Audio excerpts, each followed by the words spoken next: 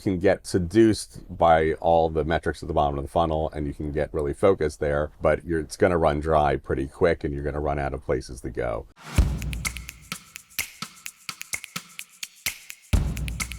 I'm Stephanie Patrick, Editor-in-Chief, and here in the current studio, we have a special guest today. This is Lance Porigow. He is EVP of Growth at the Shipyard. Lance, thanks so much for coming in. Oh, thanks for having me. I understand that growth hacking is a passionate topic for you. It's a passion point for you. You talk about your role as a growth engineer. Tell me more about what that means to you. So it really does get deep into understanding how to drive conversion. But at the same time, so it's almost thinking about the bottom of the funnel up, if you will. Sometimes we'll call that flipping the funnel, right? And think about how do we actually going to drive conversion at scale, and then what are the things that have to happen before that to get them to fall in love with the brand. So you have to figure out the ultimate destination and the thing that's going to get them to immediately connect and draw in attention to you. As a growth engineer, what do you think powers the most growth for brands? I think the best thing you can do is drive more penetration, which means acquire more customers. Once you do that, you have more people to work with, and then some of them might fall out during the way, but you have a lot more that you can actually build towards driving more loyalty ultimately at the end of the brand love continuum. What do you think is the best way to measure the effectiveness of ads? So it's really not a single measure usually, right? There's different moments that require different measurements. We try to figure out how you can stitch them all together, right? So we think about it less as measuring an ad, but more measuring a brand and their relationship to consumers. How do you actually measure brand love?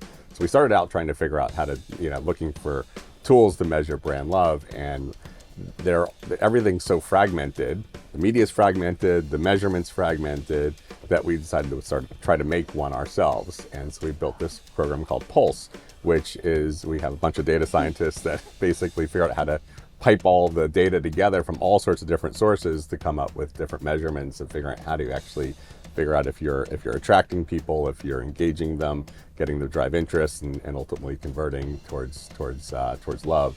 And that we've just found there was no other way to do it other than do it ourselves. One day there will be one, and hope maybe it'll be Pulse, or maybe the world will catch up to it and figure out how to actually make things more holistic in the measurement. Yeah, I like this idea of bespoke KPIs that could at one point become universal. You've said that all media is performance media.